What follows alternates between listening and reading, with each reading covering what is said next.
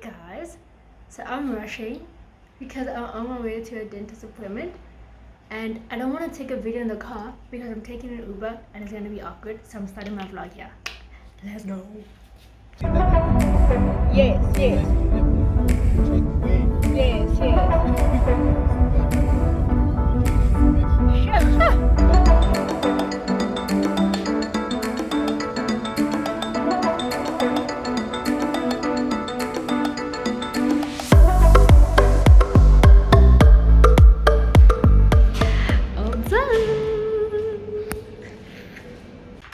Good morning, guys. I realized I didn't really introduce the vlog. So this is the next day after the little dentist appointment thing. Today's a Friday. We leave tomorrow for our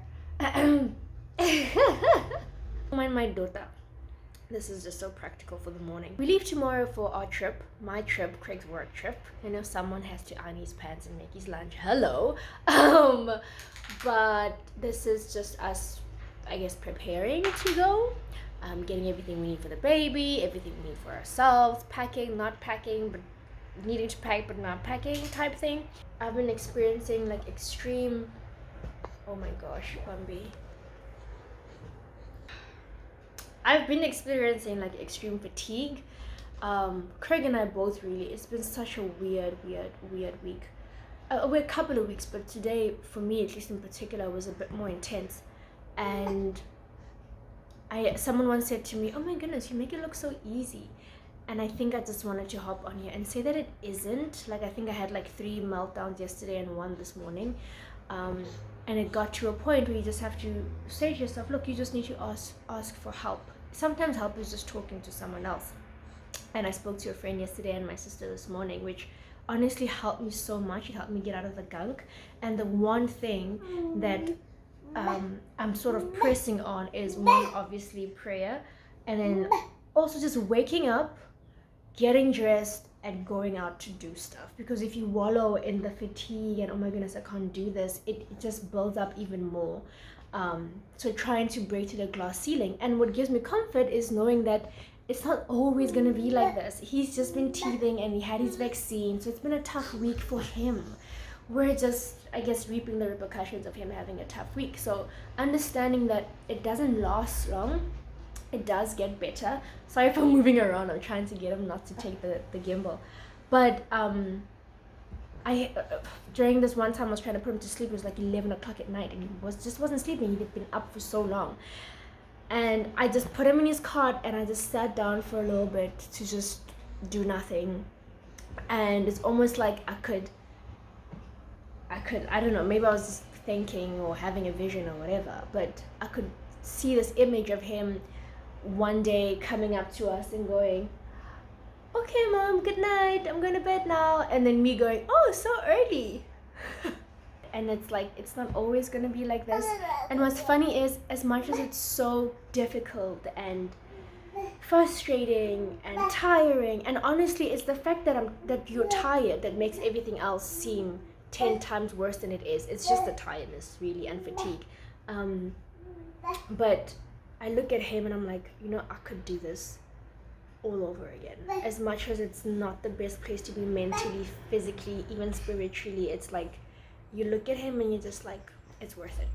So if you're a mom out there and you're going through it, I'm right there with you, and I'm saying we're gonna get through it. It's okay. One day they'll just like go to sleep like early and you're like, why? Wake up.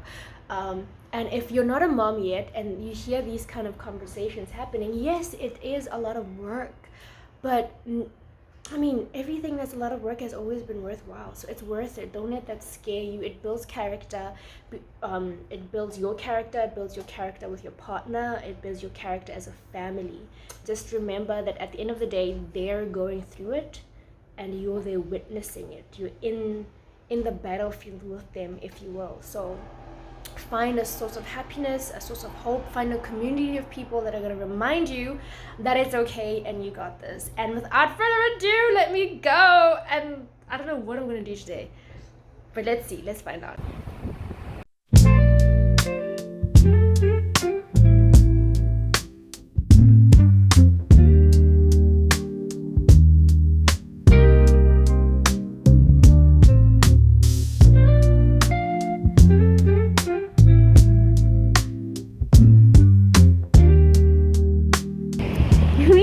excited to come have one last beach day before our trip. Have we packed? No. We're having hot dogs. Well, yeah, it's a hot dog. Got tomato relish, some beef wars, just beef. I'm gonna take it easy, and then we'll go home and pack. Aston here, laughing at us. Yeah. Always last minute packing.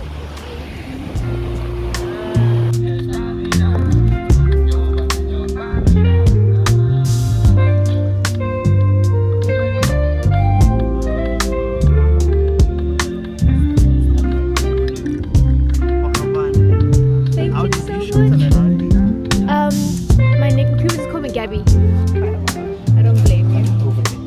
I don't blame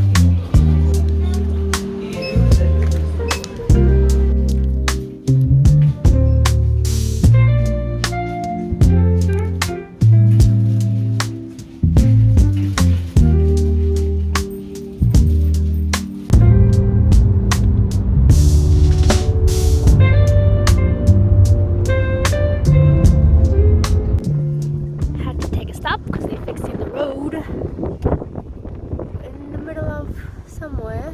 Beautiful sunset behind us. Just outside of Albertina. Outside of Albertina. Must have possibly. Oh.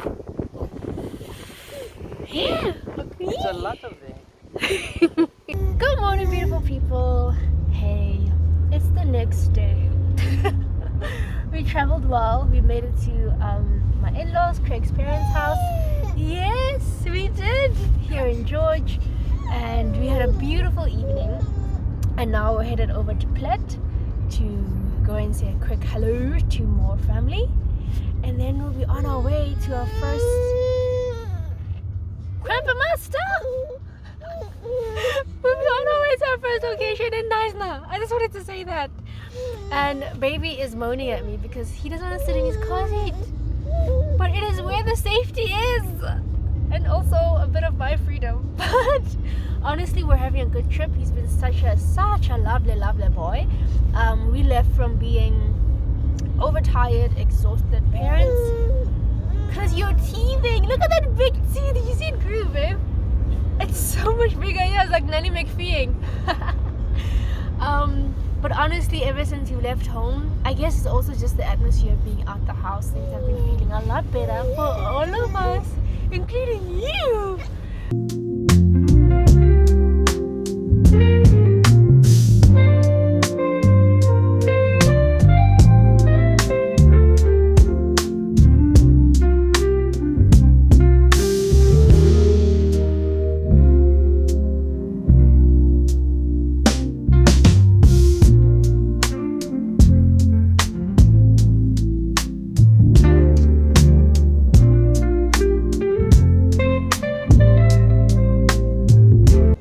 Tell which one's Craig.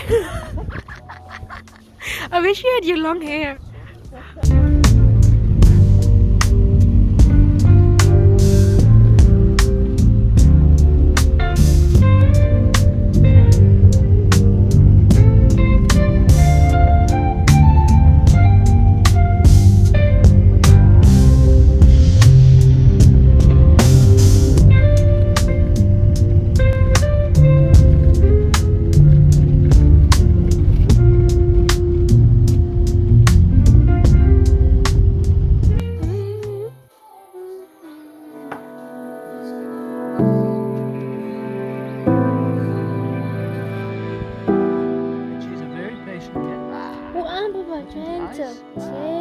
Gentle, sweetie. Gentle. Sorry, Benji, he doesn't know yet.